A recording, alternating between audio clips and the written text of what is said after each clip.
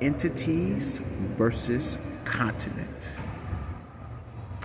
Let's talk about it. Who will win, the entity versus the continent?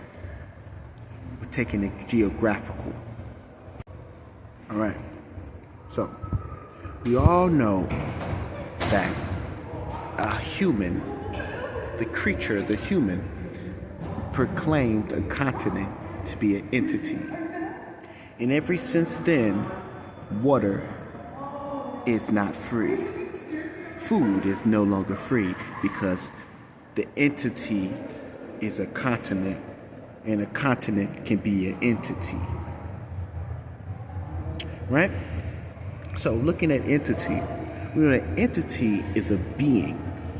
So a being can be a continent. So if a being is a continent, can a continent be a being? Now this is interesting because the continent will disagree with entity, because we know that a continent isn't even something that is actually it. Because is a continent an object? No. But is an entity an object? Yes. Right? So, in order for a continent to beat entity, entity gotta admit that it is a continent. And a continent have to give entity its space to be what an entity is supposed to be.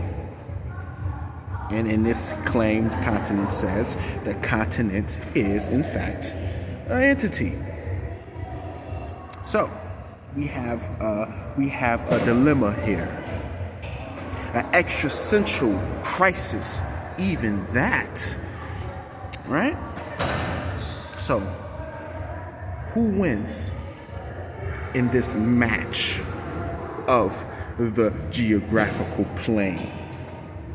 Entity or continent?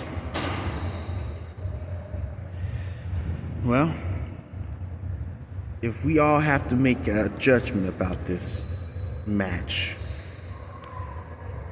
the only question we can question, the only thing that we have to question this, come down to this answer of this question: do ghosts exist?